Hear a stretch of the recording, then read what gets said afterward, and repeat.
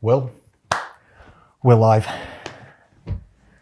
We're on the air. I know we're on multiple cameras. Look at all this. Stressful times, Connor. Stressful times. I'm ready. I'm prepared. Let's go. I've been upgrading. You have been upgrading. If you've not noticed, these microphones we've got are improved microphones. Let me get mine nice and crisp and clear. Make sure nothing's in the way. That's it. We'll be clothed straight into it. I just saw that immediately.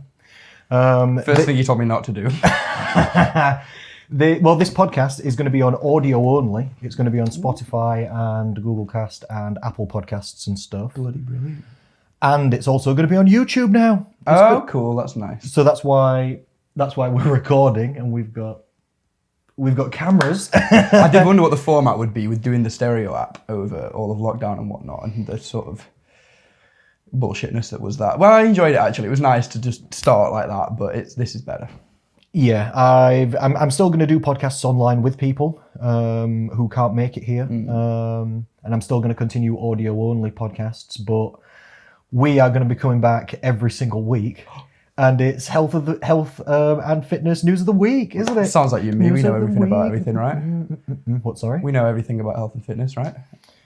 I'm just planning to comment on it. I just want to chat with you. It's really good to see you again in person. Welcome back to the studio. Thanks for having me back, man. It's nice to be back. Welcome back. We've survived the end of the world. Just about, yeah. Touch wood. Yeah, we've survived the end of the world.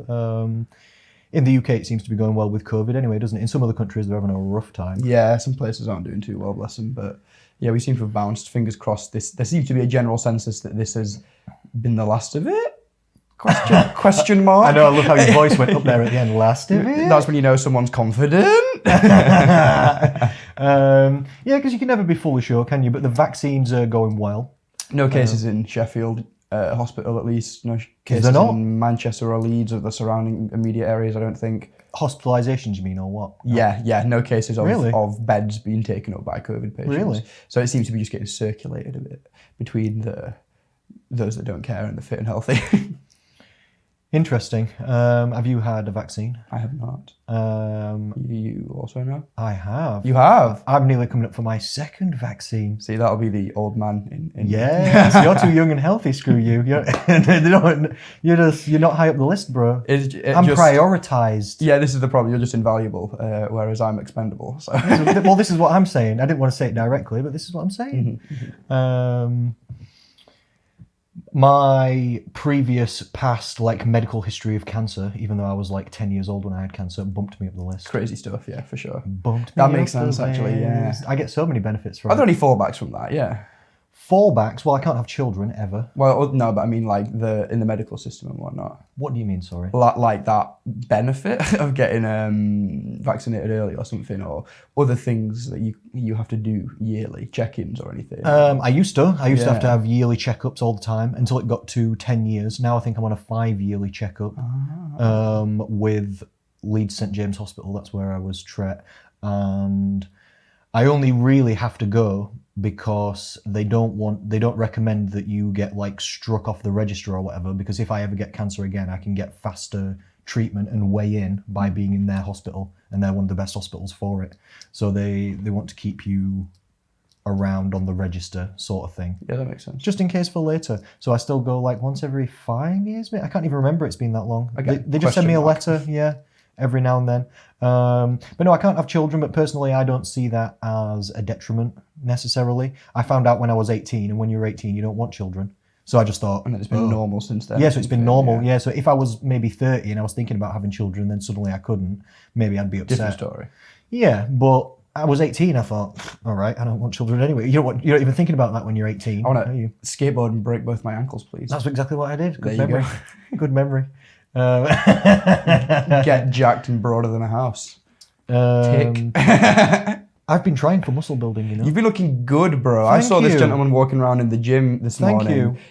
Strategically training with someone slightly smaller than him, but also in good nick. And you were looking well, man. Thick from the back, slim where you're meant to be, broad where we want it. Thank you. My abs are looking better than ever. And my legs are getting bigger again. See, that stands to be proved, because you're always covering up them little legs of yours, bro. Well, I don't generally get my body out in general, to be honest. I'll wear a vest at the gym. I'm going to say those nipples were looking good. That's about I hope my nipples were not out. That was an accident. Oscillating back and forth. What does that material. Even mean? I'm confused at what that would mean. I'm only wearing a scarf and it just swings back left and right. Is that what you're saying? It's just string.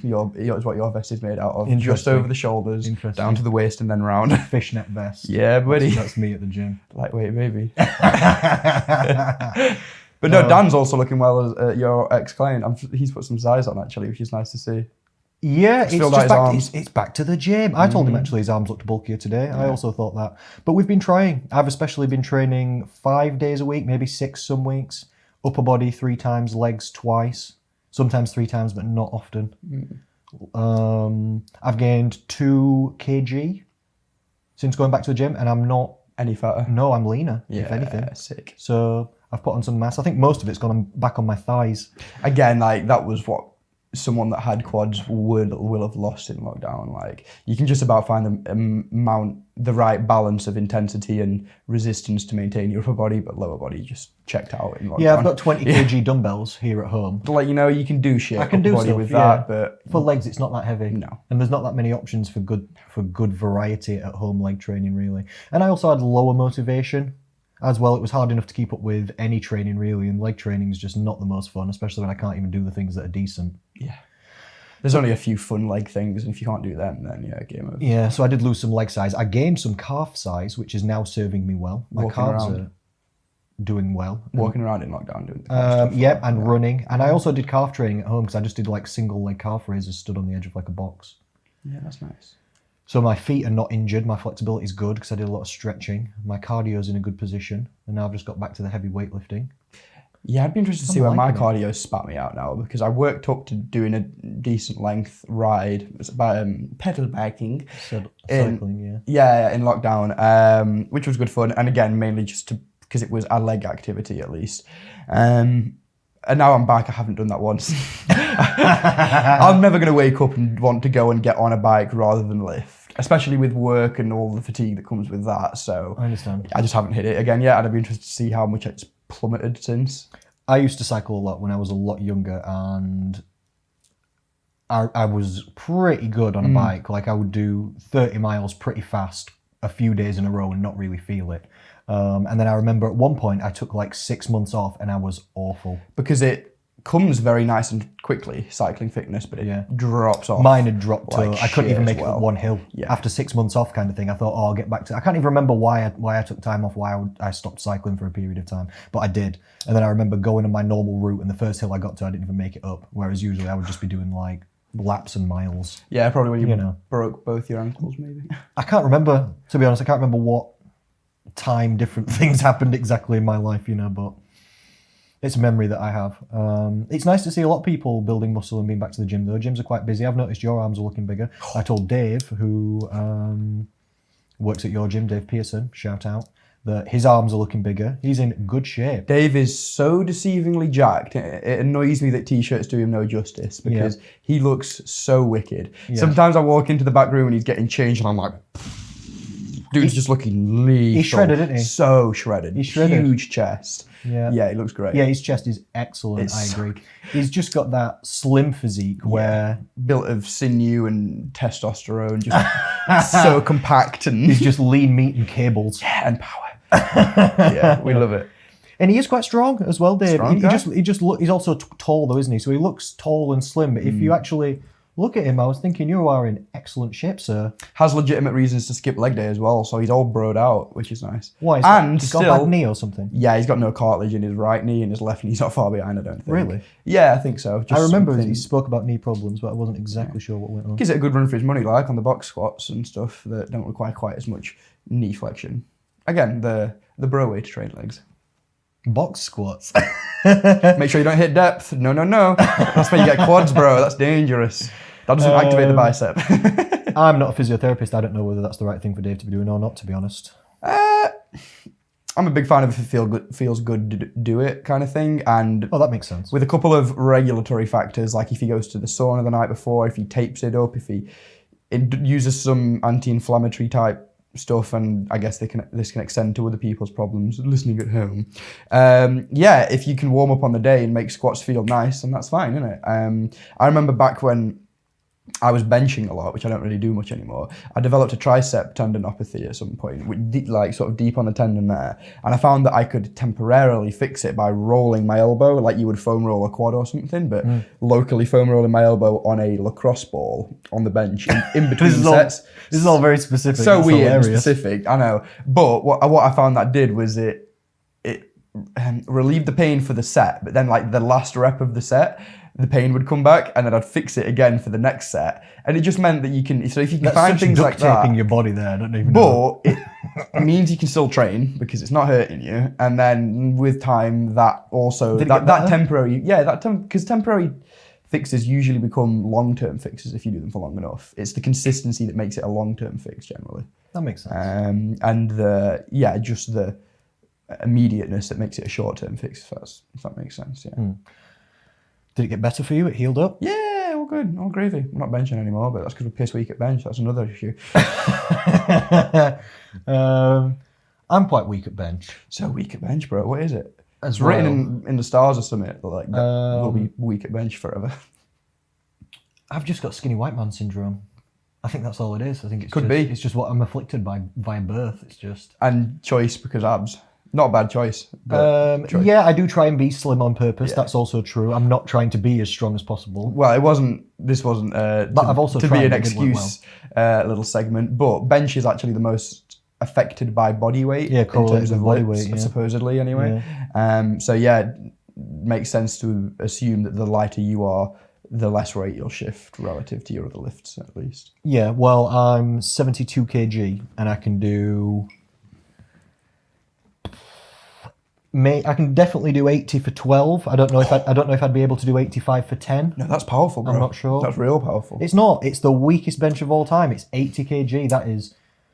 It'd be interesting to see what you could get on bench if you got no stronger, but just in a powerlifting efficiency maximum weight lifted sense, you didn't fix but improved your technique, because your technique's really nice, but it isn't geared towards efficiency and most amount of weight. It's geared towards chest and tricep activation, bodybuilding style shit, and just training. Yeah. So if you adopted more of an efficient approach that was focusing on benching the most amount possible, it'd be interesting to see what you could put up. Yeah, because for my body weight, it's not bad. Not at all. Very good. I've never done any exercise below 6 reps in one set in my life, except by accident. Except if I put too much weight on and then thought, shit. Yeah. But honestly, I've never done 5, 4, 3 reps of anything ever. I've never done 1 rep max in my life. Which is my cozy zone. That's what I like. Is it really? I'm too scared. I just think on a lot of things. Yeah, it's really heavy for me. There are certain exercises that I just like and some that I don't like. But yeah, by and large, I like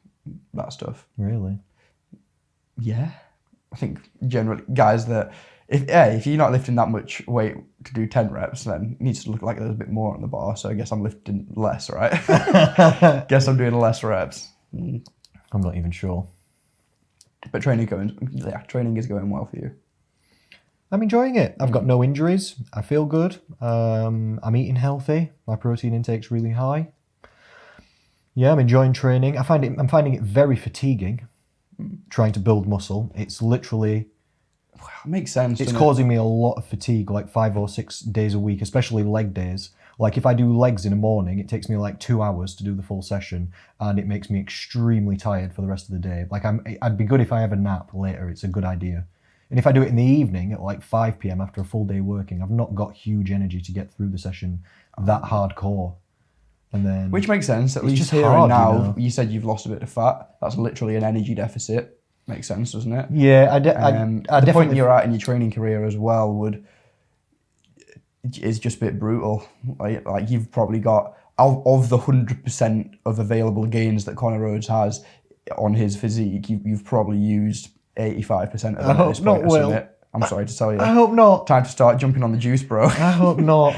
But you know what I mean? Like you've got such a long training history behind you. Yeah. And that does just imply more and more pain and suffering. It does, yeah, because you've got to do higher volume and more work to keep building muscles as they get bigger. As well as with higher loads, that regardless of your capability to match them, like as you're lifting heavier, is still just weight on the human skeleton. Yeah. Which is very, fatigue-inducing, isn't it? So I find, honestly, that it detracts from other areas of my life, but at this minute in time, I deem it worth it.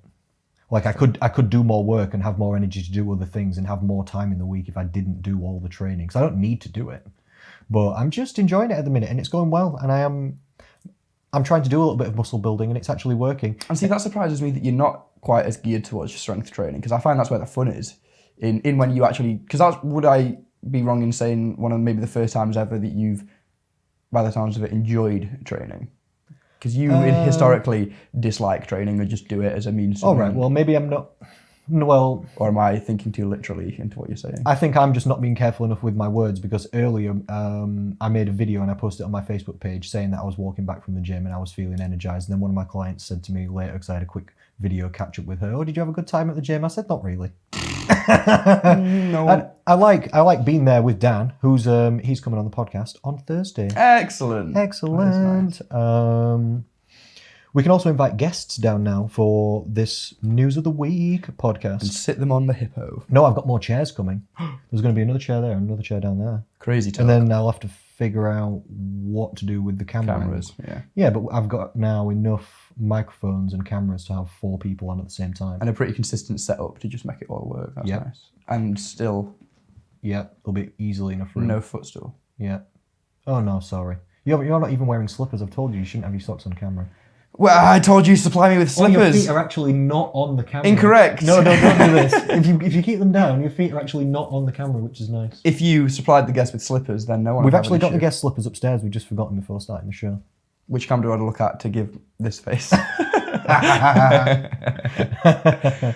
What's the news of the week in the fitness industry, Connor? You want to go into the news of the week? I don't know, do we? How are we segmenting this? This is round 1. We've got to figure it out. We've got to find a groove. We've got to riff, man. We've got to riff off each other.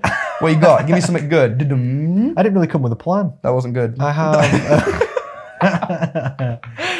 That isn't good. Oh, dear. I have got news articles. Have you brought any news articles? 2. Really? Kind of. That's the most you've ever brought. Well, hold your applause now. Come on, we don't know that they're good yet. No, but you've tried. Usually you just turn up. And don't get me wrong, I'm pleased. I'm really happy that you turn up. Sweet, nice. But preparation minimal. Yeah, usually, yeah. There's been minimal preparation, but it's inspired some thoughts, and that's generally how it works, isn't it? You do a quick search, you find something that tickles your brain, and then you run with that a bit. Topics. Well, I got 6. We don't necessarily have to go through all of them. You win again. But no, I just literally go on the internet and, well, I spend time preparing because I care about the podcast world. That's what it really comes down to at the end of the day. That's what it is. I think you should adjust your microphone slightly as well. I don't know if it's a good idea. What does it feel like? That's a lot better. Is it? Yeah, we're good. I just have... You just have to keep your t-shirt pulled taut like that the entire time. Work. You need to get a crimp and crimp it from the back. Style. That's what you need to do. Advice from Connor now as well. There we go. No, don't do that. No, it's not working. We'll just allow it. I'll try and not move. We'll see. Sometimes I'm on Zoom with a client and they'll say, "Is it frozen?" And I'll say, "No, sometimes I just don't move much." Sometimes.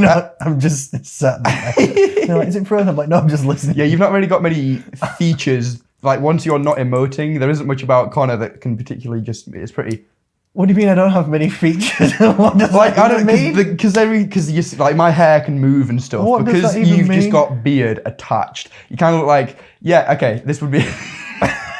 There is less separating you from your Bitmoji when we did that stereo thing than there is me from mine, because it's so much simpler. I've got a simple face, that's what you're saying. You've just gone beard, blue eyes, hair, and no hair look. And then on a Bitmoji, that translates well. I haven't gone no hair look, it's called male pattern baldness. Nah. It's not. Weakness. What am I supposed to do? Grow it out Grow like hair, Mr. bro. Burns? Try harder. Yeah. I look like Friar Tuck. Yeah, that wouldn't be the look. No. Stick to the beard.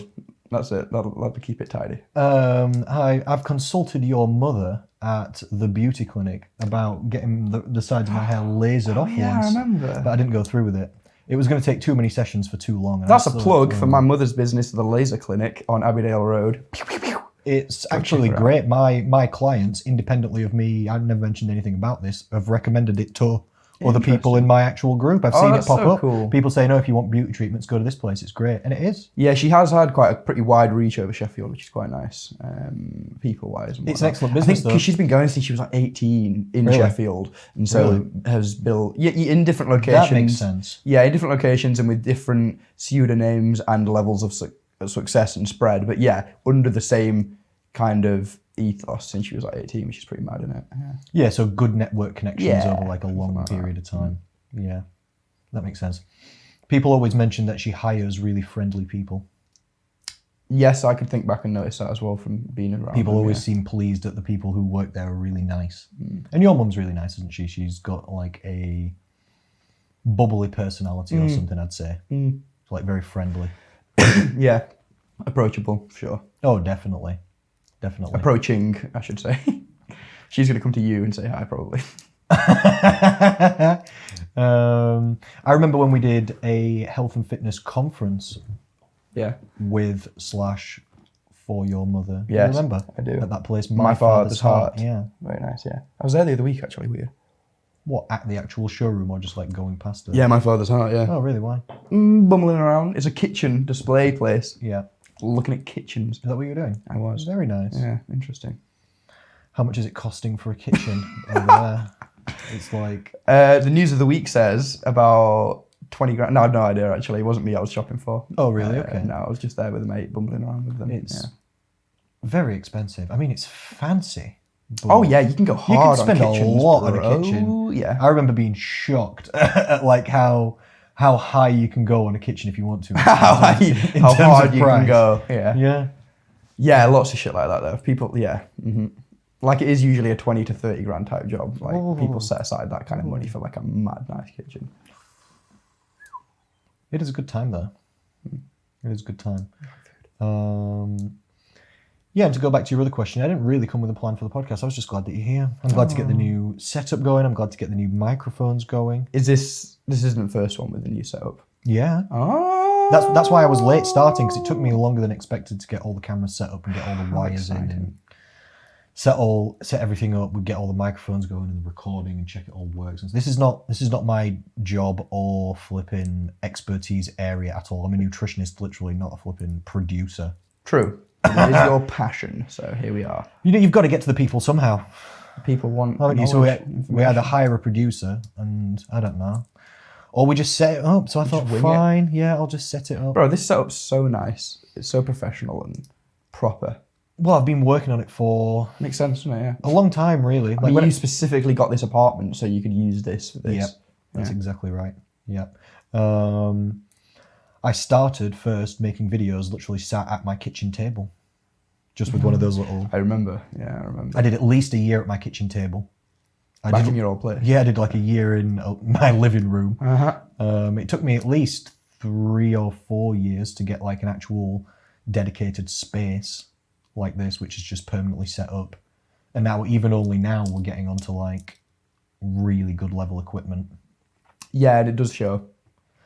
I hope so, because quality matters, doesn't it? Like on podcasts, the audio really matters. Like matters. If I listen to my videos, I get annoyed at my own sound quality. Okay. Sometimes, or I did before. I would think, oh, that's not as good as it could be. But yeah, and it's such a excuse me, such an annoying one, because it's the content and the vocational knowledge, as it were, can be so spot on. But if something about the video, its format, its lighting, its audio, whatever is slightly off, it's just click off material immediately in it, and that's how I guess the influencers with the bad information, the ones of those that there are out there, get their stuff out there, is make it look good, and then it some people can look and sound real smart, can't they? Like, I'll give a shout out to V-Shred on YouTube. Do you know this guy? Don't even start with V-Shred. You know this guy, then, yeah. This absolutely excellently good looking guy, excellent body. Oh yeah, he's been chiseled by the gods. Yeah. Excellent like production on his YouTube videos, like literally top level, and then literally 0 or 1 out of 10 advice. Yes. Just like generally some of the worst advice. I can't even think of a specific example that he's done that has been so terrible, but it's so bad. Just wrong advice in general. That's all it is. I heard him barking up a tree about... Yeah, it was something, his video started like, there are only 3 types of body... Yeah, there are only 3 body types, ectomorph, mesomorph. Yeah, somatotypes, endomorph. And you fall into one, and there is one way to train per one somatotype, which is just not even in any way a thing. There isn't an answer to that because it isn't in anything. It's just bullshit. Oh yeah. I have no idea if he said that or not, but somatotypes is definitely not a thing.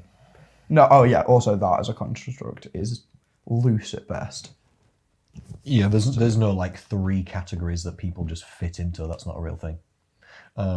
Some people do gain body fat easier than others. Some people do build muscle easier than others. Which I'd be interested to know what the actual science is there from your point of view. You might know. I'm not too caught up on.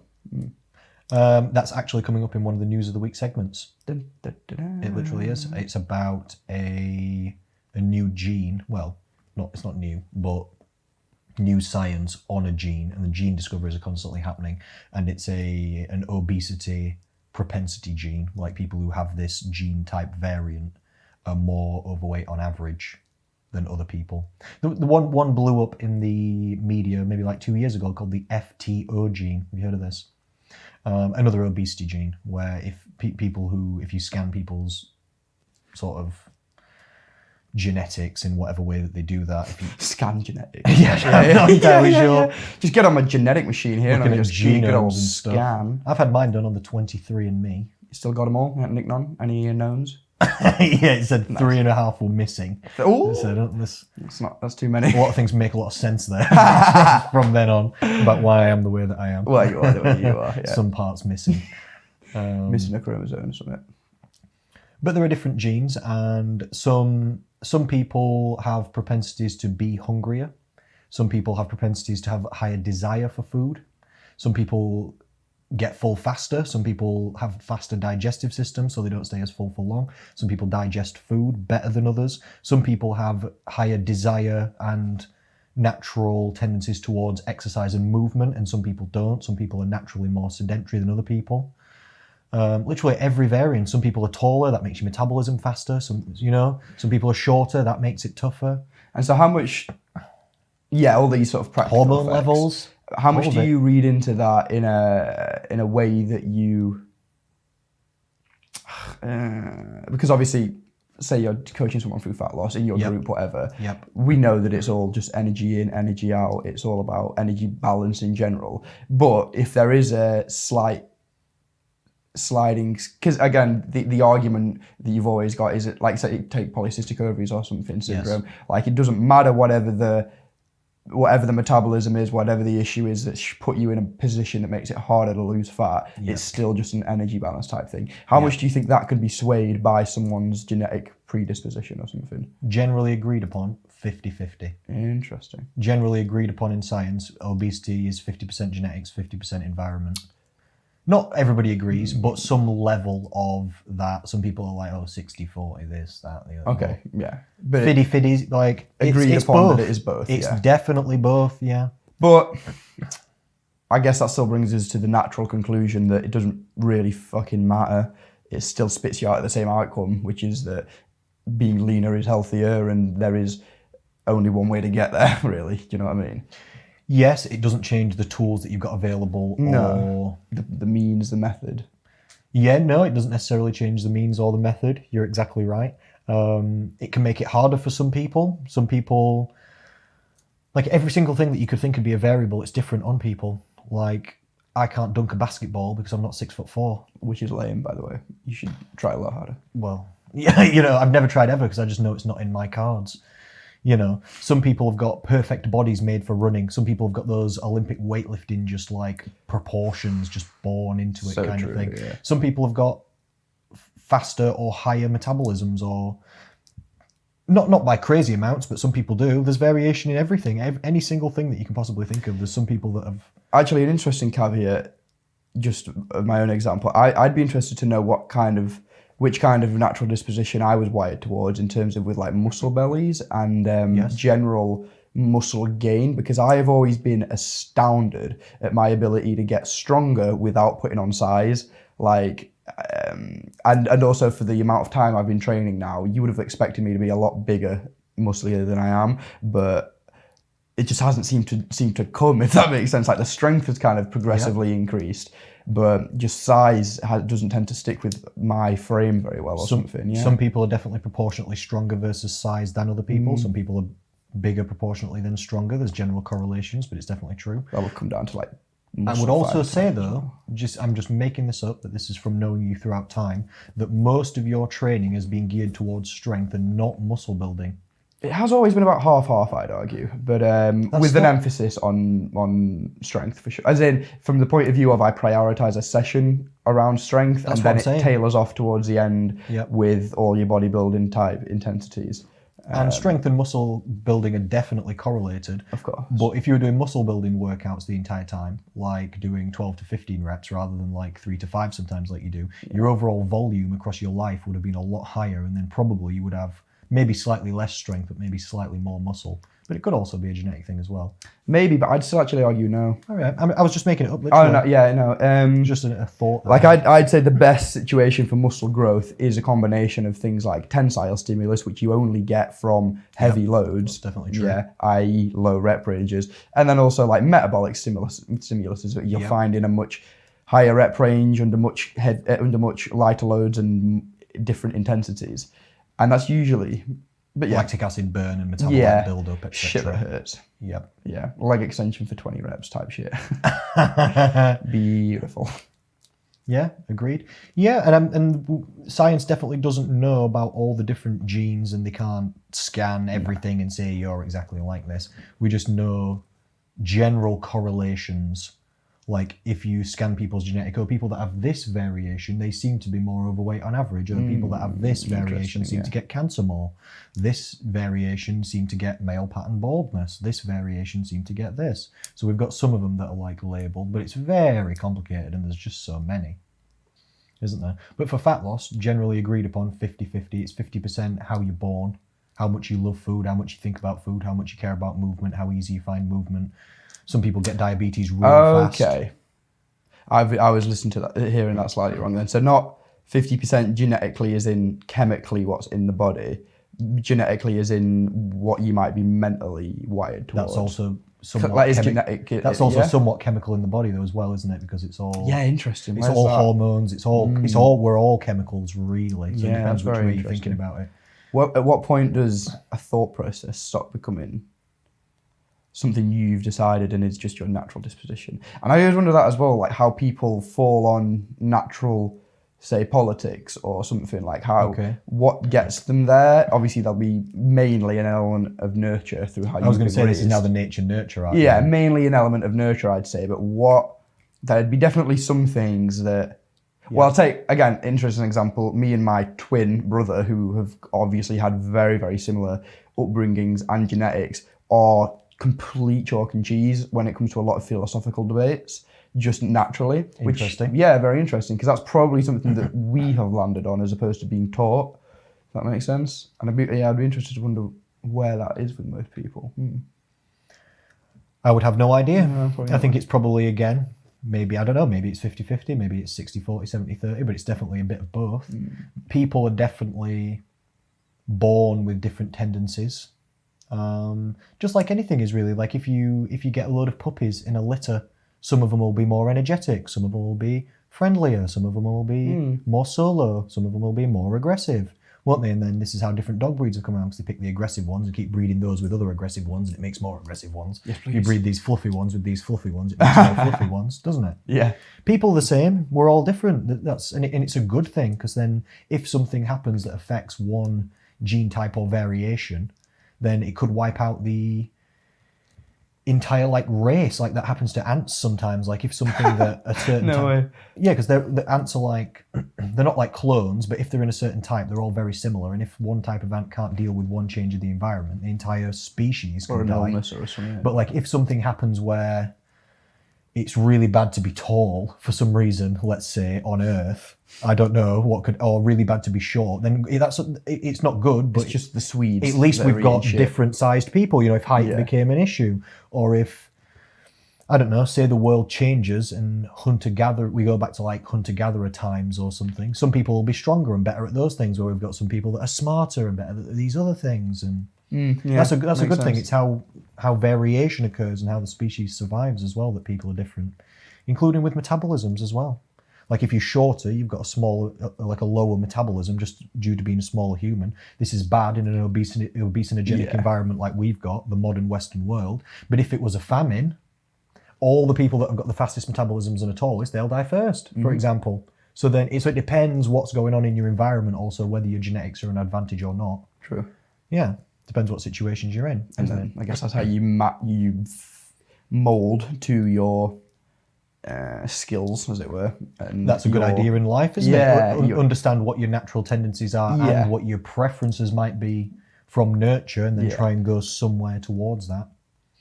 Like my father says that I could talk from being really, really young compared to most people. Ah, that makes sense. I don't know. This is just what he's always said. He said when I was that makes sense to me, I think. Really young, other kids would say a couple of words, whereas I could have a decent conversation. And then now I don't know whether it's a surprise or... Well, yeah, exactly. Now I don't know whether it's a surprise or not that I talk for a job. And I do like lecturing as a living and teaching and stuff like that, because maybe that's me either noticing that I have a tendency or preference towards this kind of thing.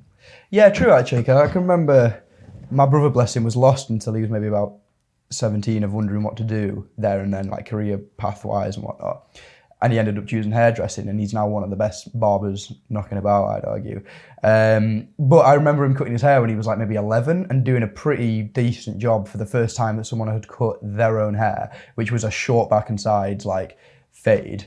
So definitely there's some wiring going on there. Interesting. Strange, isn't it? There is, because in animals you can see that like a dog doesn't have to teach another dog that it should pee on a pole. They all just like pee on trees and poles, don't they? It's like built into them somehow. Like a spider doesn't teach other spiders how to make a web. It's just born knowing that it needs to go to this thing, jump off, swing in the wind, land on this other thing, making a little line, and then build this web thing. No one taught it. It can't like... Yeah, so strange. Communicate in those ways. So these instincts and stuff are definitely built into creatures like us. So we're born with tendencies towards some stuff. I don't know what it is. I can't identify what it is exactly and how that would play out in the modern world, but it's definitely a bit of both. That's one of the advantages we have as humans. We're one of the only really, I don't know, what would you call it? Types of like animal or creature that can teach and pass on information cross-generationally.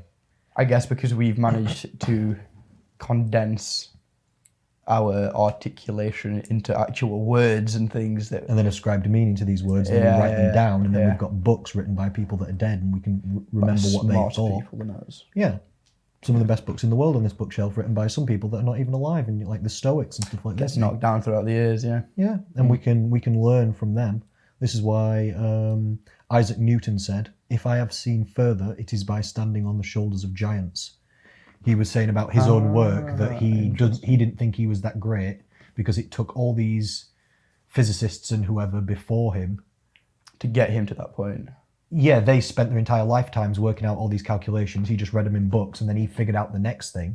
But it was just a natural progression. So he said, I'm standing on the shoulders of all these people that have done all these thousands of years of work before him. Humbling to understand that as well. I know, that's Isaac Newton saying guy. that. Oh my Lord. Playing with apples and shit. Oh my Lord. Interesting, isn't it? Do you want to do some news of the week? Do you feel ready? I do. You feel ready? Do you want to go first? Sure. Let's go. What we got? Let me just find a little... I made a coffee and now it's definitely going to have gone cold. Okay, actually interesting. This feeds into things and whatnot. So coming out of lockdown, there's a little more of a... I don't want to say health scare or anything, but people are for sure a little more conscious now. Like especially I found in the gym, somewhat of a trend is I've seen a few older people in there now as well with the idea of like getting healthier. And when I'm talking to people, like health seems to be more of a consideration and whatnot. And in the news and the media and whatnot, it's been pushed a little bit more, which is obviously nice and good. And so I was wondering, along the lines of nutrition, I was seeing some of the articles trying to explain about gut health and what kind of foods are best for gut health with longevity in mind, or say avoiding viruses in the future, or general things like that. And instead of reading it, I thought I'd just ask you, seeing as you know about these things. Really? That's nice. That's really, really nice. I've done an entire podcast on this. Cool. Condense it. Yep, I will. I'll summarise for you. Please. It's on Spotify and Apple, iTunes and places like this. Excuse me. It's called 4.5 Stone and the Microbiome because I'm talking to a lady called Tracy Viner. Shout out, the one and only, the powerful. She's one of my clients and Beth's clients. Lost 4.5 stone. Yeah, she's lost 4.5 stone so far. She's still on the go. That's so There's sick. no sign of stopping. And she wanted to ask me questions about the microbiome because she'd also been reading a lot of stuff. So What does that, encapsulate microbiome? What does that mean? Well, micro means small, yeah, and biome mean. What does biome mean? Well, bio exactly? is biology and it is in human. I'm going to Google it So right now. I'm assuming it means the microbacteria of the gut. That is what it means. Not only in the gut though, but it also counts Okay. your mouth, all down your esophagus, into your intestines and stuff like this. Yeah, but it's all the little bacteria that live inside you. Interesting. Essentially, so I'm putting define, and then I can't type at all. You're always good at speaking, not typing. Remember?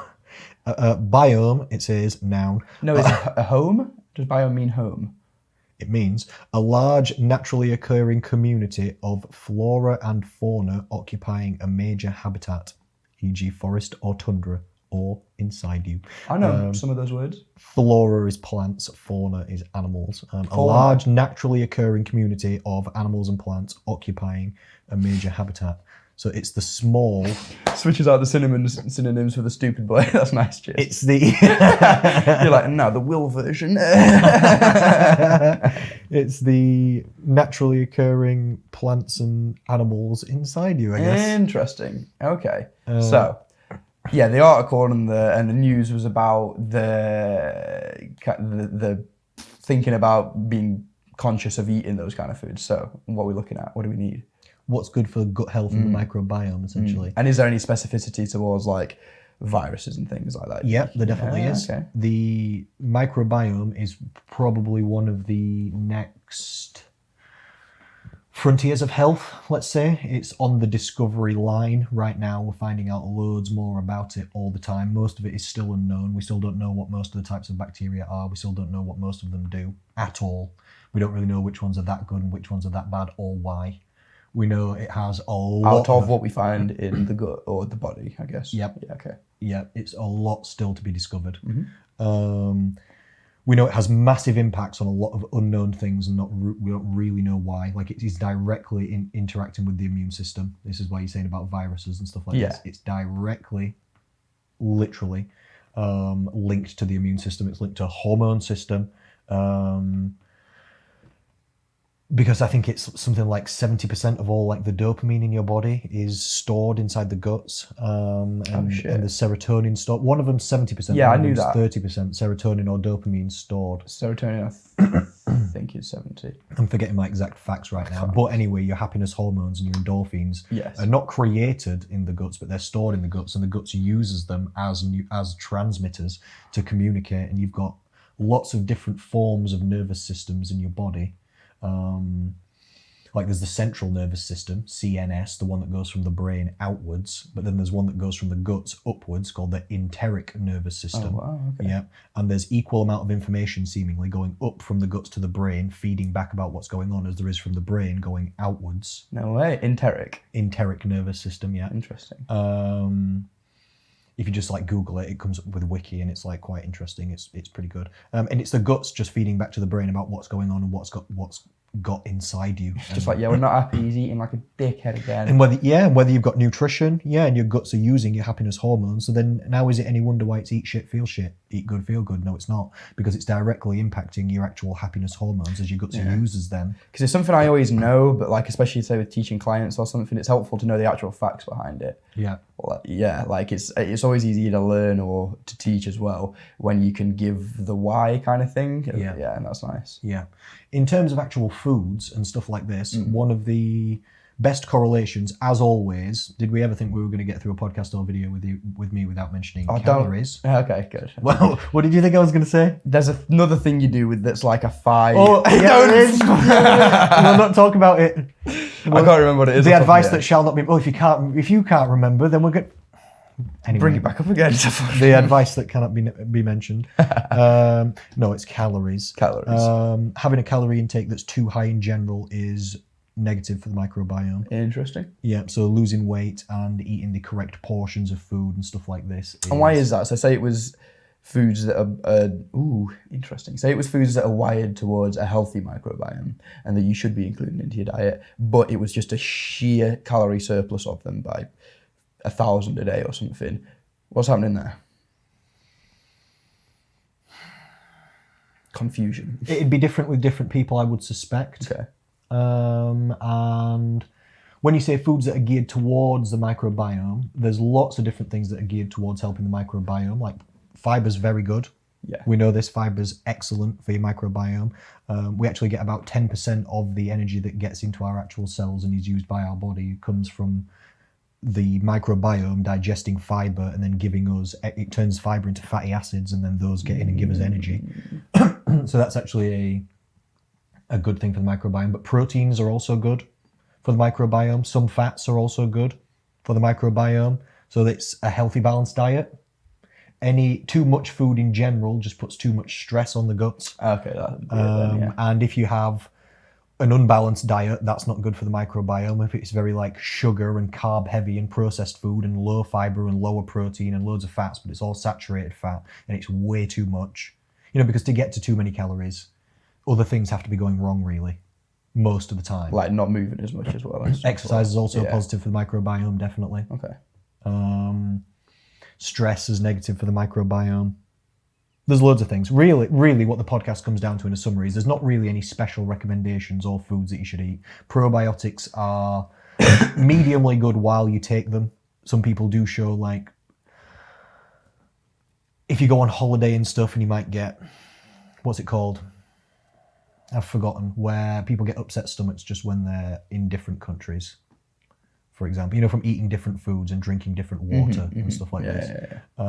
I can't exactly remember what the term. That makes sense though, as a direct commentary on like gut stuff. Yeah, so if you take probiotics, you take yourself out of your environment and then other stuff and bacteria from food that you're not used to and stuff. It starts getting into your guts. If you can, probiotics put healthy, good bacteria extra into your guts, and that can help you fight off some of that stuff. And that proves. I remember talking about probiotics with you in the past, and sort of the illegitimacy of most of them that are out there versus what could be. Yeah, most of them are not good. Because they could be good. I mean, it'd be. Because I'm correct me if I'm just wrong in a crude way, but human feces or derivatives of or the stuff found within would be the best version of a what's it called? Probiotic. Probiotic. You're exactly right. That's a real thing. That's called fecal transplant. Right. That's a real thing. Yeah, it's poo pills. Nice. It and again, if we look at what chickens eat their own shells, hamsters eat their own shit, it's probably a similar kind of tactic, isn't it? It's to improve their gut health generally and stuff. I don't know. I can't say I'm sure. I've heard so with chickens and whatnot for sure. Interesting. And I've had hamsters, so I can't say I'm sure. But yet you're exactly right, because when you take probiotics and it puts in these good bacteria, the amount of good bacteria you put in is not as important as the variety, and the variety is very low. So when you take the probiotics, it works and it helps your guts, but as soon as you stop drinking them, those bacteria that you've been adding in die, and then they just come out of your body at the toilet kind of thing. Just, you can't tell because they're like invisible and that small, but they leave the body and microbiome, and your guts go back to normal. Unless, like you said, it's a fecal transplant. If you've got a full variety of all the bacteria from somebody with a healthy microbiome, and then you take that in, that does take into the microbiome and then proliferate, if you eat the right foods, into a healthier microbiome overall. That has helped people with some conditions, like autoimmune conditions and stuff like this, which are linked to the immune system and all kinds of different stuff. Makes sense. Yep. I like mixed martial arts and martial arts sports and grappling and stuff like this. The best Brazilian jiu-jitsu grappler maybe ever, this guy called Gordon Ryan. He's 25 years old, jacked, in excellent shape, good looking, strangles anyone super easily. Without warning on the street. Yeah. Super easily, like just maybe the best like wrestler, and well, not wrestler, but that's using a simpler term, but grappler ever in history. He kept getting staph infections, which staph is a bacteria that's covering everyone's skin. Yeah. It's on everyone's skin, and there's lots of different types of it. But if you get a cut and then you get somebody else's staph types into you, it can not really always cause issues, but sometimes it causes bad issues. And when you're grappling and like wrestling with people all the time, you'd get cuts and stuff. And then, and you're really close contact with people all the time. So other people's skin's rubbing on yours. And then he kept getting these staph infections from other people and he kept having antibiotics. Now that's seemingly destroyed his microbiome and digestion. And now he can't eat any foods without feeling sick or being sick. He can only eat like tiny bits of rice and chicken plain. No spicy foods, no real calories. He's like worrying about losing size and his energy levels are going bad. Real lame. And he's only, a quarter way dead? That's not nice. 25, you say? Yeah, he's 25. Yeah, that's not nice. And he's currently the best grappler in the world and he's having big issues due to all these antibiotics. Because when you take antibiotics, it gets the antibiotics into your bloodstream, but how do you take it? By mouth. So then it nukes your microbiome, absolutely destroys your microbiome before it's absorbed into the rest of your body. So his and it comes back, but his just got nuked again and again and again. He said he had like 8 staphs in a row. And you can die from staph infection if you don't. You've got to treat it. You've got to do something. You've got to eat chicken and rice. And he's got to train as well, and he can't be giving other people staph, so you have to get rid of it. So antibiotics again and again and again and again and again, and now serious digestive issues coming from this. Apparently he's working with all the best doctors and everyone's trying everything to help, and I'm like, but anyway, it's just interesting, isn't it? But anyway, there's no real special foods or anything like this really for it. Fibrous foods are good. There's prebiotics. They're better than probiotics. Prebiotics are types of fiber, essentially, that feed the microbiome best. Basically, they're FODMAPs, if you know what that is. I know that term, but no, I don't. That's an acronym. It stands for, here we go, fermentable, oligosaccharide, disaccharide, and polyols. It's basically different types of fiber and sugars that exist in different types of fruit and veg. And these are sometimes really aggressive in a bad way for people that have got IBS because the microbiome love it and start to eat it all, and then they produce loads of gases. And this can negatively affect some people's digestive systems. Basically, every fruit and veg is on the list though. So like broccoli, as you'd suspect, onions, garlic, peppers, kale, spinach, bread, everything, pasta, whole grains. Like you're saying again, you're apples, back to strawberries, every berries, version of fiber. Yeah, basically everything. Literally. Protein? Protein's not a FODMAP. No, this is it's those long words that I used. It basically they mean different types of sugar or fiber. It's carbs, basically.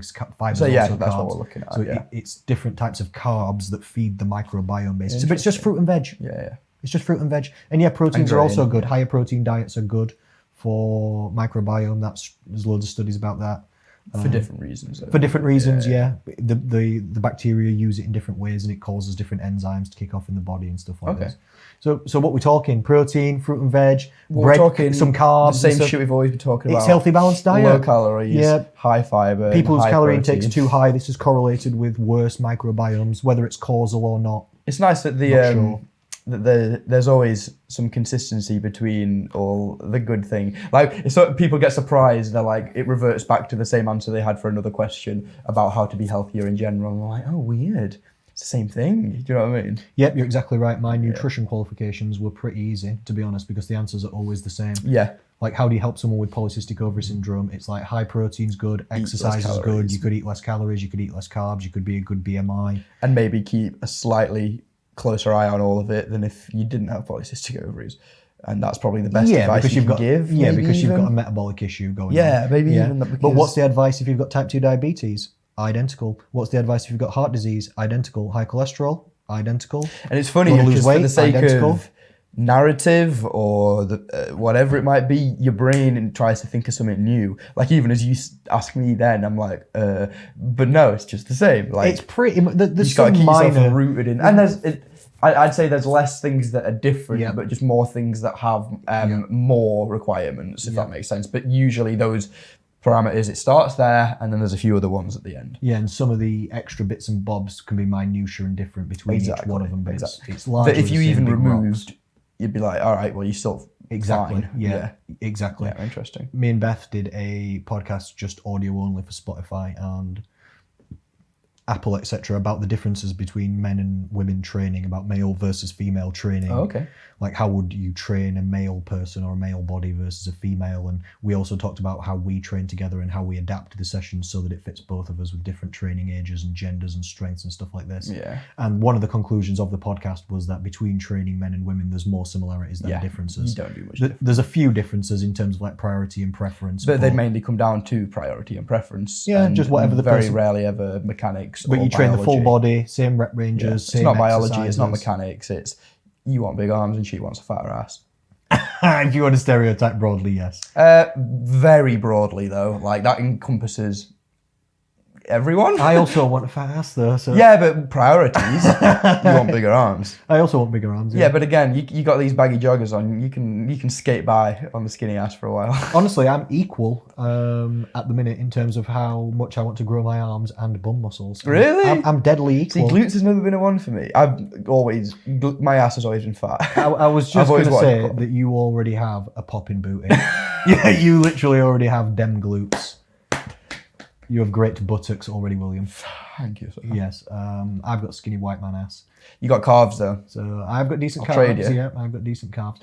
What I'm basically doing with my training is I'm going around my body, working on all the bits that I haven't put too much attention into the rest of the time, like glutes, abs, and arms. Basically, I've done a lot of all the main muscle groups and proper fitness stuff. Yeah, you could not train shoulders for a decade and you'd still be grand. Yeah, because I've done a lot of pressing and, just like bench, overhead, rows, pull-ups, squats, stuff like that. So now I'm going around like bulking up my calves a little bit and arms a little bit and abs a little By bit. running. Like a nerd. Yeah, running. It works, it's legit, yeah. It's bulked out my calves. I'm just always going to shit on it. Literally. I'm no for reason. it. No, I'm for it. No, I hate it. You Worst can. exercise ever. You mean in general or for you? I mean for everyone. Shut up. Shut up. I don't care what the specificity is. Shut up. Worst. Shut your mouth. No, of course not. Of course not. But thank you for answering that. That was interesting. That was something I personally wanted to know about as well. Yeah. Yep. Stress is not good for it, so try and chill. Ah, that makes sense. Try and chill. Yeah. Stuff like that, but nothing really crazy. If you just look after yourself and you just exercise and just eat well and you try and just do all the normal good stuff, that just makes it good. In line with what we could have guessed, yeah. Yeah. Did you have one more topic? Let's hit one of yours first. All right. Yeah. All right. One moment while I open the topics. Here we go then. These are not in any particular order. But I've got articles, I've got who written them, I've got when they've written them, I've got titles, I've got information, notes and stuff written down. I don't. I've got 5 pages. There's like 1 page per topic here going Show on. me your phone. What's this on? Copied and pasted or? From the articles, Okay, yeah. okay, cool. There's not I've not chosen every word of every article. I've taken paragraphs out of it that are that's pertinent to the point, yeah. So anyway, this is an article from The Mirror. All of this is literally news of the week, last week. These are all health and fitness news articles and topics that are literally from the world. Literally. So this is an article 2 days ago by Geraldine McKelvey in The Mirror. Cheers, Geraldine. Entitled, Post-Lockdown Instagram Juice Diets Have 5 times Recommended Sugar Intake. Dun, dun, dun, dun. Thanks, Geraldine. Now back to Will with the weather. No. Hilarious. Can I read the article a bit? Please do. Experts have warned Brits against post-lockdown juice diets loaded with up to 5 times the recommended intake of sugar. A Sunday People investigation, not sure who they are, found diet plans promoted on Instagram in which users replace food with up to juice for 10 days, restricting themselves to as little as 430 calories per day. The 4 companies we studied all cited weight loss as one of the potential benefits. Oh, I know which it would be. Death? 430 calories, it would be. You mean death-induced weight loss? But dietitians and scientists have cast doubt and raised concerns and health impacts of consuming so much sugar from such a low-calorie diet. And here, I thought this was kind of a ridiculous thing to say and a bit of a dichotomy, because if you only ate 430 calories, if even all that was sugar, that's not a lot of sugar. No, not That's even. a massive calorie deficit. Yeah. That doesn't even make sense. They're like, don't consume that much sugar. I'm Just like, imagine what? how you'd feel. Did they say 10 days? 10 days on 430 calories. Oh yeah, you might not. I don't know. Miserable. You'd be half and half keto, half and half low energy, but 100% dead. Anyway, so I just thought that made no sense instantly. That's not a lot of that's not really how it works. It's not about the different macronutrients, is it? It's more about the calories overall, no matter really what your goal is. So even if it's 430 calories of sugar, that's not a lot of food or energy for your body at all, even if it is all sugar. It's not a lot. And there's also, like, because the annoying thing about this, I imagine that there is a, not specifically a brand, but I imagine there is a juice out there that would work as a supplement, and in the truest sense of the word supplement, that it's just the same but in juice form, that would probably be pretty legit for a short amount of time or something. Like, it would have sufficient calories, you can get the right meal replacements nutrition, that are decent, low sugar, and all the you good. can get meal replacements that are decent. Exactly, you already do, yeah. And so the annoying thing there is what it does for those kind of industries that can be legitimized. It just makes them all sound crap. Yeah. Go on. Do you want me to continue? Yeah. Yeah. Marcella, last name unsure, of the British Dietetic Association said, too much free sugar can contribute to obesity and weight gain, cause tooth decay, and put people at higher risk of diabetes. Juicing is a fad. It's absolutely not a sustainable way to lose weight. Dietitians would never recommend consuming around 500 calories per day. No, but sometimes they do recommend consuming 800 calories per day, because VLCDs, very low calorie diets, are actually a recommendation for type 2 diabetes on the NHS. And where do you stand on that? So, it definitely works. If you only eat 800 calories per day, of course you're flipping... This is it. When anyone ever asks, it's like, what do you want? Yes, that's going to fucking work. Do I think it's, again, a good idea? There's a different story. Dr. Marcella said, do I think it's the most sustainable approach? Not necessarily. Is it the healthiest or nicest way to go about it? Debatable, It can work, though. It's more about the after plan. It's if you go on the juice diet and then after you go back to normal's what got you to where you didn't want to be in the first place. So I think this comes down to, like, natural philosophies of people as well. Like, I always try and teach my clients that because they'll immediately sometimes throw themselves in the deep end and be like, I'm going to do this, that, and the other, like fucking Hercules. And I'm like, okay, one problem, you're not Hercules. Yeah, so limit your expectations a little bit, and I can't even remember what I was going to say now. I've done that thing where you go blank. What were we talking about? We were talking about juice diets. Think that you're not trying to lose fat here and now for a period of time. You're trying to adjust your lifestyle so that it comes off. You get to a point of fat composition that you're happy with, and then you fluctuate and walk the line between self-discipline and self-indulgence so that you're constantly gaining and losing weight between holidays and day-to-day life and weekends and weeks for the rest of your life. And so I think it comes down to those natural philosophies of how you should approach training like that. Like, maybe some people would argue you're better to do a blast and try and resurface steadily at the end of it and come back to normal. Some weird noises going on. No, that's just the fan of the laptop, that's all. It gets quite loud occasionally. By the sheer feelings, no facts. It's a powerful laptop, which means it has a fan that occasionally goes loud. It's your new laptop, right? Yeah, it's literally just for all this. Boom. It's just to run all this nice and smoothly, all the equipment. Going very smoothly. But yeah, that's for what us I to come to people. Yeah, I agree. So it's not about... It depends. If you want to, you can cure people. Well, not cure. Sorry, that's the wrong word. Control people's type 2 diabetes in like 8 weeks. Mm-hmm. Sometimes with these very low calorie diets. So if someone's got diabetes and it's like getting the health and they need it fixed, you can fix it real fast with these type of methods. But it matters what you do after. You have to have a real good after plan. Like, you need to still go back to correct calorie control immediately after. Otherwise, it will screw up again immediately. So you can do the super fast booster at the beginning if you want to, but then you need to go to correct calorie control after, or you can just do the correct calorie control and just start the methods from the start. Which, again, on paper, whatever the legitimacy of that, whatever, but the kind of people, and again, not to stereotype and generalize, but the kind of people that need those kind of approaches aren't usually in a position where they can just turn on a dime and start doing that kind of shit and do it properly or healthily or whatever, because they've come from a lifestyle that's got them to that place. Yeah. And then they rock up to a doctor's one day and he says stop, and then they do it? No, that's never once happened. Correct, yeah, and there's not much support if you go that way through the NHS and stuff like that, which is why most people come to see me. A lot of it's bullying, and it's so annoying because, like, the part of me that is all facts, no feelings is like, no, listen, I don't care how you feel. Like we're saying, the tools are still the tools for the job. This is how you do it. But the approach is so shit that you get from, like, a lot of the NHS. They just sort of tell you to do it and expect you to go and do it, as opposed to coaching you through the feelings, no facts of it, as it were, I guess. Yep, you know what I mean? Yep, I exactly do. That's why people come to see me, and That's why you have a job. You know? Yeah, I congratulate a lot of people because they come to see me privately as a nutritionist to get a better service. Because you can rely on the NHS if you want, but it's a free service at the end of the day, and they're amazing for what they do. Yeah, for sure. And they've got every single problem that every single person's got on their plate at the exact same time, and they handle a lot of shit, and they do not have unlimited resources, and they are underfunded, and they can't. It makes sense. They can't provide the support to people. What you would expect from a paid. Exactly. Yeah. They can't possibly pay as much attention as I pay to my clients. I check in with some of them every day. They can't do this. This is why you get to see your GP for 10 minutes. Yeah. And it's flipping. It takes 4 weeks sometimes to get an appointment, but that's because they're just flooded and they're just overwhelmed. So my online group to get daily service from literally me and the other people that help me is £36 per month. It's like, it's not even.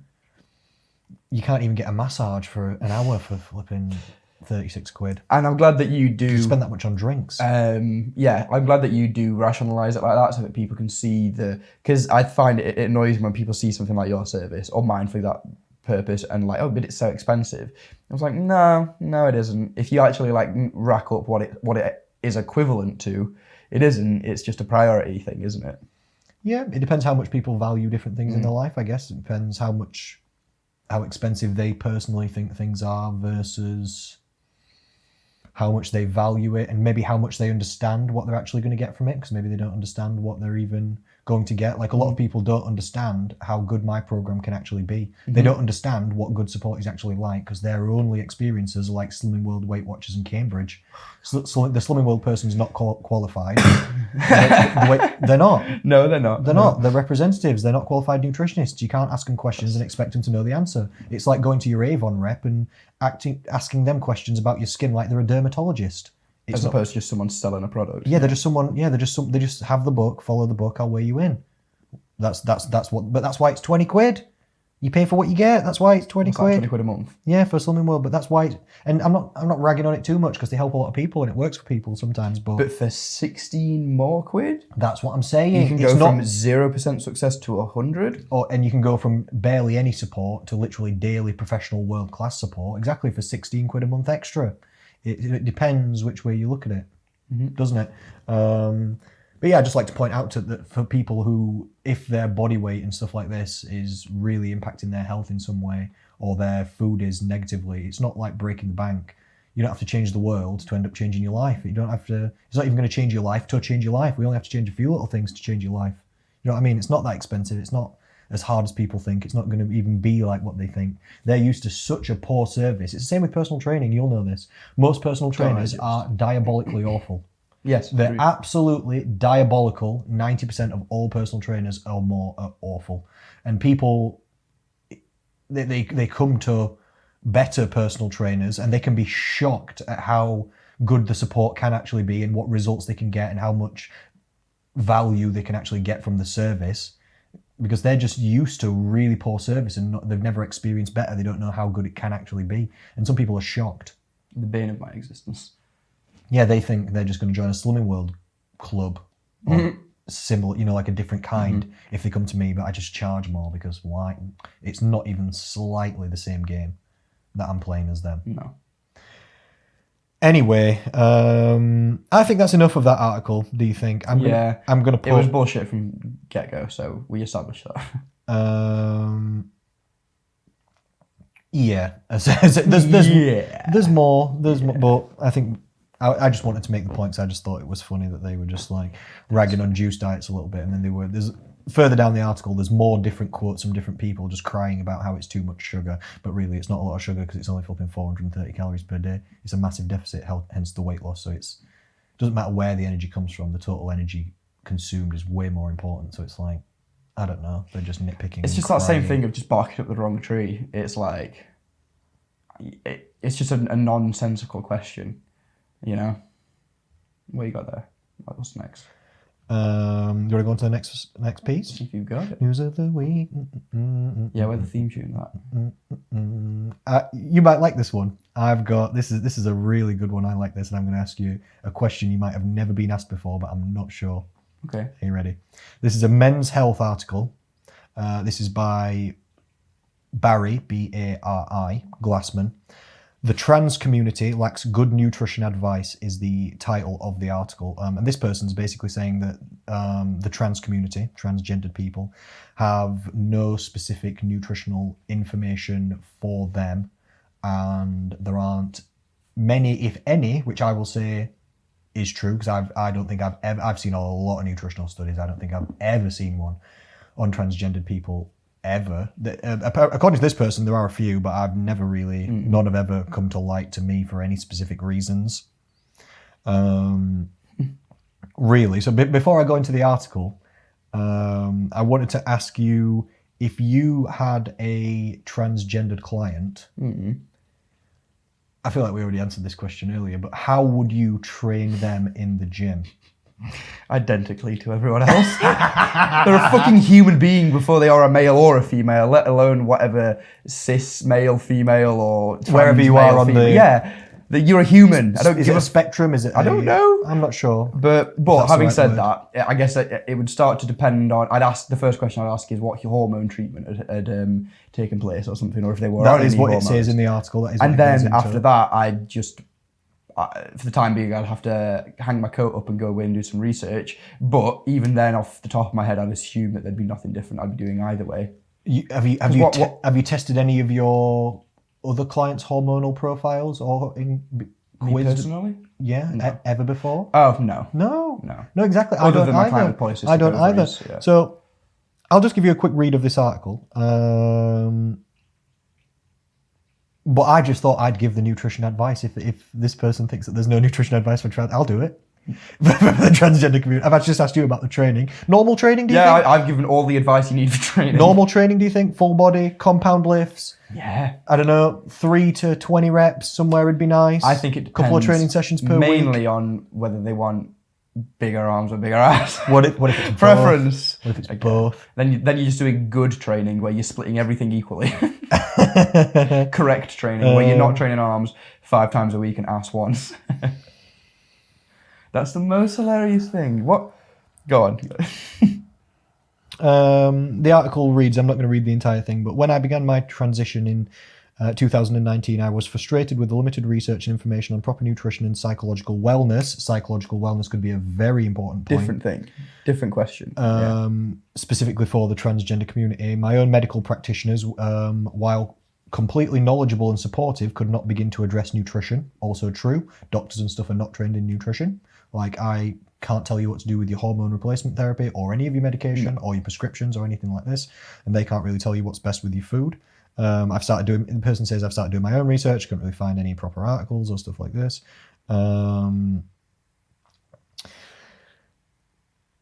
Whitney, all these last names are hard of these scientists. Lynn Senmeyer, PhD, registered dietitian, spokesperson for the Academy of Nutrition and Dietetics and assistant professor of nutrition at St. Louis University. What a title. I know, says, those receiving masculinizing or feminizing hormone therapy may experience changes in body weight. True. Could change if you're getting higher testosterone levels, it can change water retention, body fat levels, muscle mass, independent of training and stuff like this. Body composition, it does say bone health, that can be definitely true, and cholesterol levels, among others. Nutrition can play a role in all of these factors. Yeah. I agree. Because 2 things can be true at once. It can be true that all of that exists and that it will change your hormones, and that might have, estrogen has a good bone density quality, yes, so there's often a case where female are much stronger in the bones. People. Men, obviously, being testosterones, have much bigger muscle bellies generally, and the ability to add more muscle. Yeah. And it can be true that all that exists while that doesn't affect anything to do with the nutrition. Or the training, really. Not much. No. Not other than what you would expect to happen, which is that if you were becoming a bigger person by taking testosterone and becoming a man, and that would assumedly come with a higher metabolic rate. Yes. And then that would shift that slightly. But that isn't anything and you to build do muscle with... a bit faster, you'd get stronger faster. Yeah, but the same is applied to just me if I wanted to jump on steroids. That's the same thing. That's the same principle, isn't it? Yeah. And so it's very similar. And I think another issue would be like the gentleman, the lady who was saying about they were saying limited research out there. Yeah.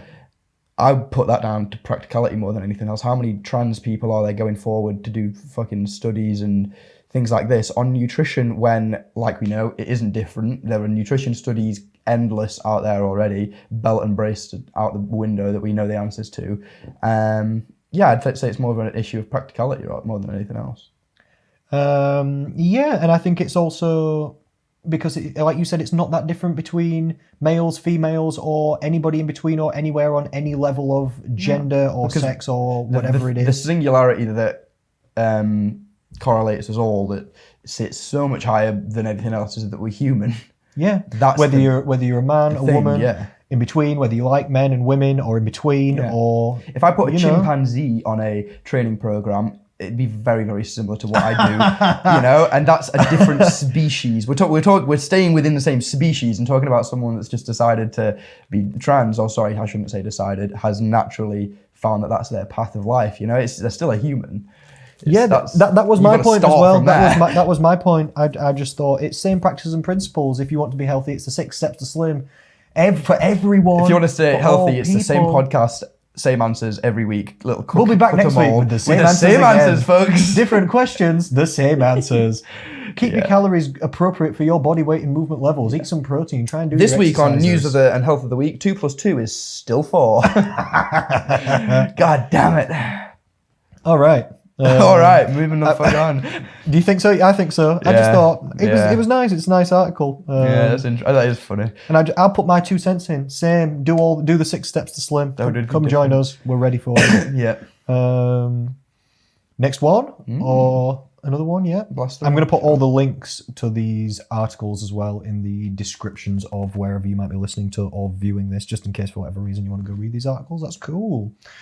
Let's give props where it's due. This one's from the Edinburgh News. It's by... Can you do it in a Scottish accent, please? No. Florian Laroche? Doesn't sound good in the Yorkshire accent. These names, today, I'm getting fancy. Leading GP, general practitioner, doctor, gives insight into which good beige foods should be included in our diets. As categorised by beige foods. Beige foods. Funny. So the Mike Lowry diet. My client, shout out to Mike Lowry, not from Bad Boys, the Mike Lowry that works at the beige Mike Lowry, who works at the gym group. Yeah. Really funny. My clients sometimes talk about beige food, and you know what they mean, don't you? Yes. But this article is quite good, to be honest. It's quite good. Go on, what we got? So this is beige foods which are good. It's reminding people that not all beige foods are bad, which is true. It says beige foods such as porridge oats, wholemeal bread, rye crackers, whole grain breakfast cereals, and whole grain barley are considered to be good beige foods. See, like, your facial expression sums it up because you're like, good? And it's because it's not the right question. What good or bad is defined by what? It's not down by the colour. No, exactly. What do you mean good? Yeah. What's a bad beige food? And again, as defined by what? That's a good point. There aren't any good or bad foods. It's everything in context. That's a good point. And the colour is, but it is a point that people do say, like, they do talk about beige food. And that's why I brought up Lowry. Because that's the joke I have with Lowry, is that he's consistently, if he's drinking something, it's never see-through.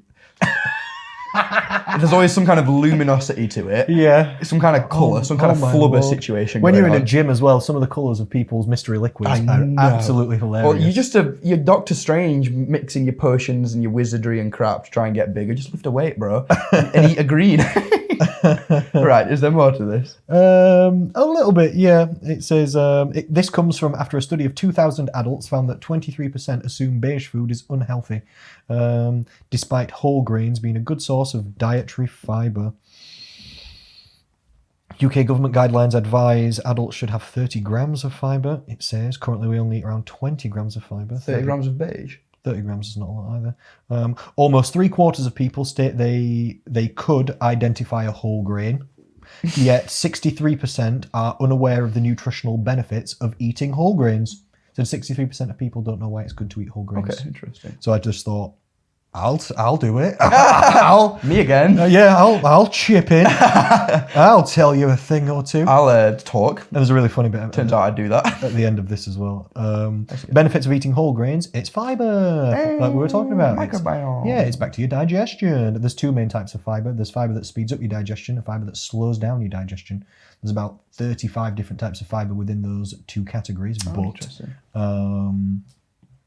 There's speedy digestion fiber and slowy digestion fiber. the green vegetables and stuff slow down your digestion mostly, and whole grains and stuff speed up your digestion mostly. I didn't know that. Yeah, that's basically how it goes. The harder fibers, if it's hard and tough like kale, it speeds up your digestion, so you don't digest it. Tree, what do you call it? Broccoli, a broccoli stem. Yeah, if it's broccoli stems, that'd be hard fiber that'd speed up your digestion. If it's the soft bits on the broccoli, because most things have both types of fiber. Oh, okay, interesting. If it's the soft bits of the broccoli or something, that'd be like speedy digestion. So we're talking like potato interior or skin or some shit. Yes, exactly that. Exactly that. This makes sense. It says, suggesting there needs to be further education around this, which I've just done it for you there. It's good fiber. Also, whole grains have like a bit more vitamins and minerals sometimes than other plainer versions do. To highlight this, AHDB, the Agriculture and Horticulture Development Board, cute, have commissioned a stunning piece of artwork by food artist Prudence State, where she has recreated Vincent van Gogh's iconic sunflower painting using just whole grain products. That's their idea of educating people on the advantages of whole grains. They've decided to get an artist to paint Vincent van Gogh, but using whole grains. This is going to teach people what the benefits of whole grains are. What's next, like Starry Night out of pasta or something? That'd be amazing. I'd buy it. Yeah. I'm convinced. Stravioli on the wall. Yes. I just thought that was hilarious. That's cool, I guess. That's the Agriculture and Horticultural Development That's a nice Boards. thing that happened to the planty people. I know. That's their That's so funny. that's their idea of how to educate people. Who do you think it educated? Anyone? I just thought it was funny more than anything. We got a kick. Hopefully it's just fibre. You get some more vitamins and minerals, that's all it is. I mean, you could just say that. Or you mean you could? You could have spelt that out of whole grain foods. You could have put a sign on that spelt out eat. Don't be a dickhead. It says, comma, eat whole grain fibers. Eat whole grains. A lot of people think whole grains are bad. A lot of people are idiots, aren't they? It's not generally accepted nutrition advice that whole grains are not good for you, but you can find people saying that grains in general are not good, and especially they fall into that grains. 99% category of PTs that are awful, by any chance. Yeah, probably. That's pretty much the game. That's pretty much the game. Do you want to do one more? For sure, my guy. We've been 1 hour 21 now, so we'll do last one, and we'll just do this one because we've already talked about it. It's the gene. It's the one about genes, and there's some decent commentary in this article as well. I've not written down where this. I've got the link to the article, but I've not written down on here in my notes who actually what news place this was posted, like the other one was, the Edinburgh. Oh, I see what you're saying. Yeah. But anyway, this is by Harry D. Quetterville. What? I'm not even kidding. Read that name. It's just all of them. If you listen, read that name. Fair enough. What are we saying? It's the fucking villain from like the second 101 Dalmatians, I reckon. It's not far off, is it? It's Harry D and D-E, and then Harry de Quetteville. Okay, from like 3 days ago. A team from University of Cambridge has discovered that mutations in a single gene called MC4R are capable of scrambling your brain's perception of food and fullness. Quote, MC4R's job is to tell you to stop eating after a meal, says Sadaf Faruqi, Professor of Metabolism and Medicine at Addenbrooke's Hospital. If it's not working, you don't get that signal. So this is a satiety gene. It's a gene that helps your body signal fullness after a meal. And though overall weight gain is significant, he says, it's easy to pile on the pounds over time. This was an interesting point. He says each kilo of fat has roughly 7,000 calories. It's actually 7,700, but okay. Get your shit right. So 18 kilograms, 3 stone-ish, Works out at a total, this is what the article says, literally, works out at a total calorie surplus of 126,000, which is correct. Yeah. If you use those numbers. That his numbers he's using. Yes. So blown up over that scale, probably quite a bit more. Well, enough more, a little bit more. Tiny bit more. Yeah. Eating only 10% over the daily recommended adult calorie intake of 2,000. That's not recommended for anybody anymore, really, but okay. Adds up to that amount in a couple of years, which is a good point, and I actually worked this out. If you eat 200 calories too many, you'll gain 3 stone in 2 years. Mad. On a 200 calorie surplus. Yeah, that's tiny. Yeah. That's like it's less than a dairy nut bar, just like one snack a day. It's not noticeable, is it? Or one latte a day, and you gain 3 stone in 2 years. The miserable thing is you'd never notice that you were having 200 more, but if you were in a 200 deficit, again, you'd feel it. Nothing, but yeah, you'd feel it. You'd feel it eventually. Maybe not immediately, but it'd come for you. That diet fatigue, wasn't it? Anyway, it continues. All of which sounds like a knockout blow for the genetic determinists and a crushing blow for the overweight fighting the flab, it says directly. That's not a quote from me. Both Faruqi and Yeo, another person who's quoted in the article, I might have skipped that bit, put heritability, this is what we spoke about, of obesity at between 40 and 70%. Oh, and that's right. That's exactly what we said. It's fiddy-ish. It's fiddy-ish. Fiddy-ish. It comes up in my 6 Steps to Slim lectures on lecture 5. That exact point that obesity is 50% genetic and 50% environment, and the title of the slide is "Your genetics are not your fate." Okay, cool. That's because nice. It's me teaching people that even if you've got the worst genetics, that's you can still do something preface. about it. Yeah. Okay, you might have poor genetics, but what are we going to do about it? Mm-hmm. That's the question. Again, still spits us out here and now. Still spits us out with nothing but the future looming and all the tools to do it. If you've got a poor metabolism, we'll boost it. That's what we can do. Sorry, I'm coughing so much, everyone listening. It's all right. I tickle in my throat. You feeling okay? Yeah, quite nice. Good. Just dying. It can indeed feel like you are doomed to be fat, says the article directly. But environment, as anyone taking a casual glance at the growing prevalence of obesity in post-war society can point out, plays a critical part. These genes and genetic mutations are there and have always been there, says Giles Yeo. The change is in our environment, and this guy's got good points. It's our environment that has driven this. What he means, this is what the article's saying, is that there were always people who have felt more hungry than others.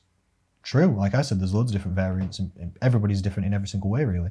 But it is only in recent years that they have been faced with a surfeit, that says, S-U-R-F-E-I-T.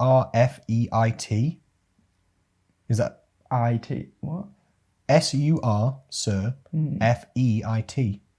Surfeit. Let's see if this is a real word. No idea. It's a real word. And it means... Wait a second. Stupid person synonym, please insert here. Let's get Google to pronounce it for us. People will be able to hear this on...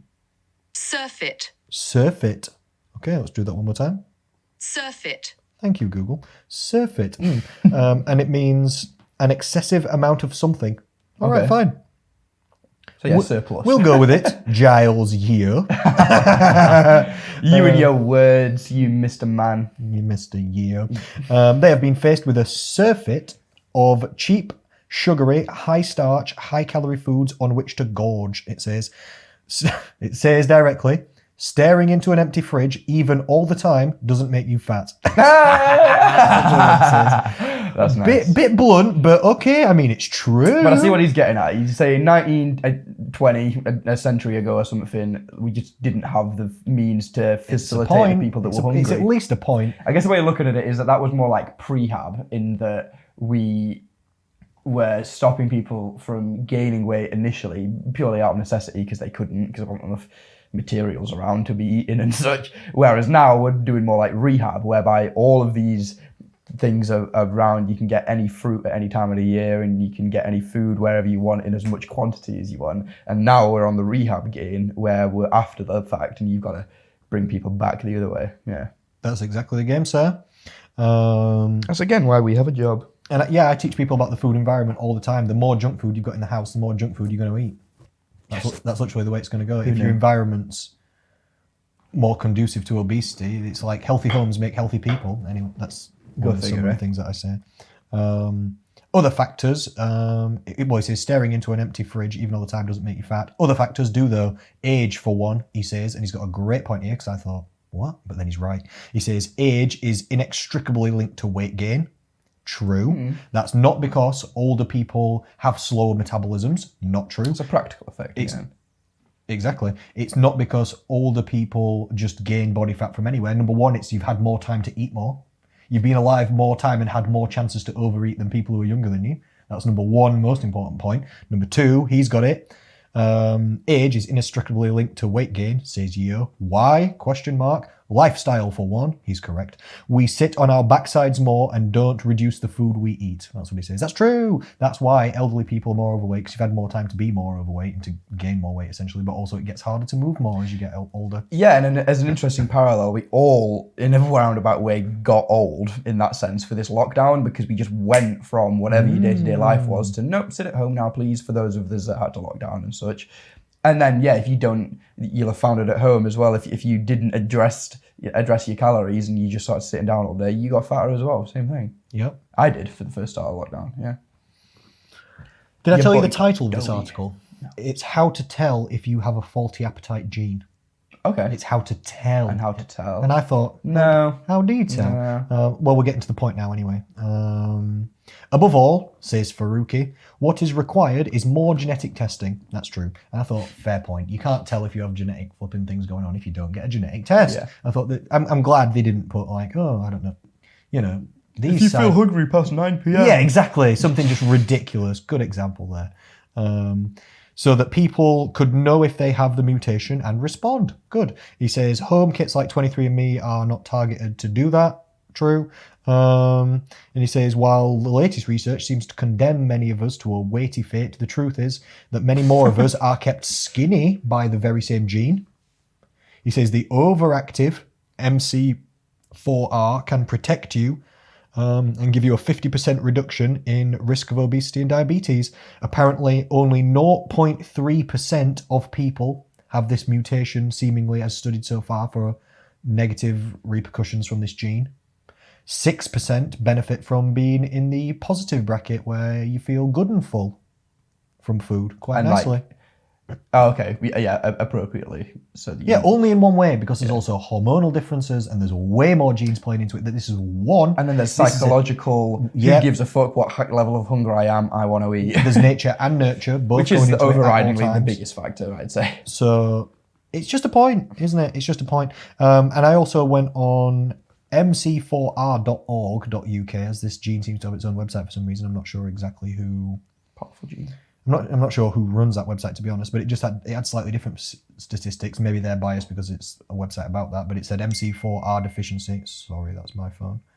MC4R deficiency is approximately 2.5%. Oh, it says in severely obese children, and they say 1% in severely obese adults. The other thing said 0.3% of people in general. So would be my. It says the main clinical feature of this gene deficiency is hyperphagia. That means, let me get the exact definition up, but it means increased desire to eat. But let me just do define dot hyper phagia. Wait, let's do the voice just because. Yes, please. Hyperphagia. An abnormally great desire for food. He came through with a nasal quality to his voice, that chap. Why did we get a female the first time? Let's go one more time. Hyperphagia. Hyperphagia.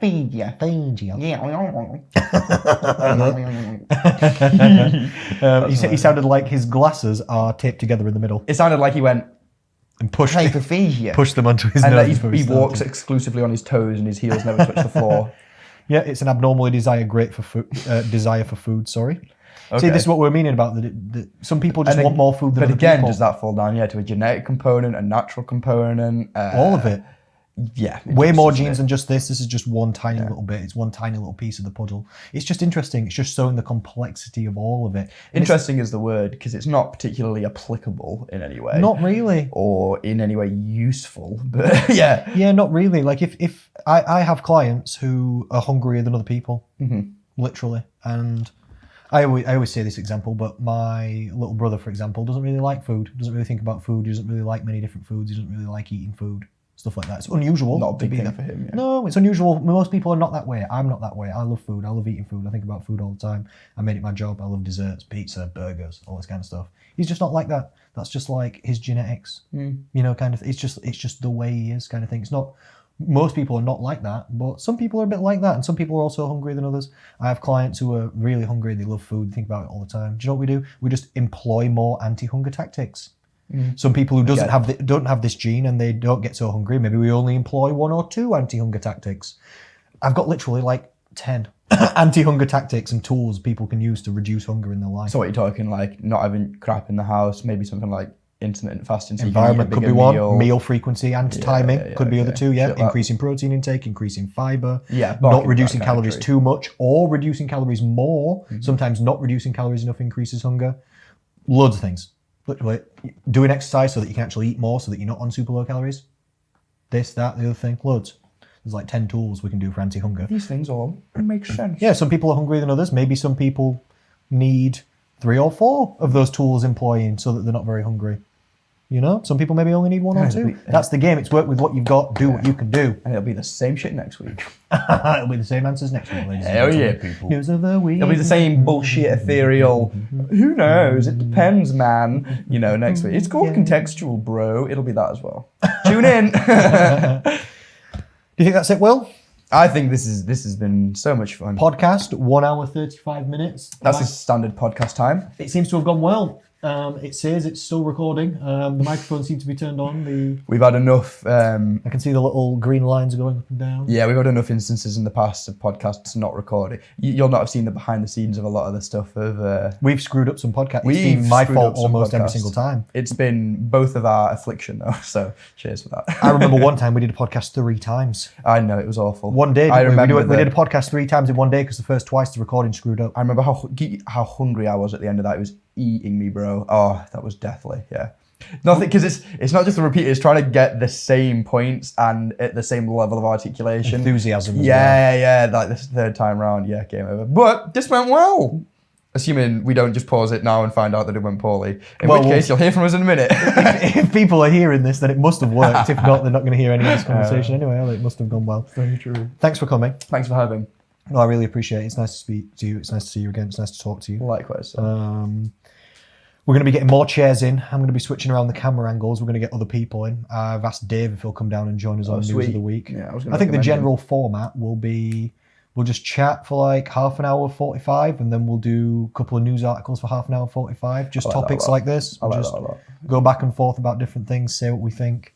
And my lack of research in the past has been more of a reservation about what kind of genre we're in, and now I've sort of seen a bit off you. Then now I'll. Do you know what I did? I googled health and fitness news, and then just started clicking the links that were at the top, and looking through stuff. This is what I did this week. I opened 10 articles where the titles sounded like they might be interesting to us in some way, and I picked 6 that were decent. 4 I was like, nah, that's nothing to talk about really. Cut out some. I just copy and pasted some things out of it. Yeah, that's also what I did. I just didn't do the copy and paste crap. Cool. Yeah, so it can be anything really. We'll just catch up. We'll talk to whoever the guest is. Maybe if we get a guest, I don't know if we got a guest every episode, every other episode, every couple of episodes. I think that'd be really cool. And we'll stick to us Tuesday 4:00 routine, meaning this will come out for the listeners when. When are you gonna get this up? Today or tomorrow. Sweet. Pretty soon, every single time after. So it'll come out on Tuesday evening or Wednesday, probably. We'll try and stick to the schedule. We'll see what happens. It'll also depend when the guests can come in. We might just have to do a completely different time, depending on when guests. They can't necessarily come Tuesday at 4:00 like we've got planned. So whenever they can work it. So it'll probably just be random, to be fair, but we'll try and do 1 episode at least every single week, eh? I'm not even opposed to the idea of having ours as just consistent and then a separate guest one as well, whatever. I don't care. That's actually not even a bad idea. If we just did one every single week together, and then we can drop another in with a guest, depending on that's really good. I like that. Big fan. So we can get extra episodes out. I'll sit in a chair and chat shit some more, sure. I'm prepared. And let's go. Thank you so much, Will. Thank you so much. Thank you, ladies and gentlemen. Thank you, we'll listeners. speak to you and we'll see you again soon.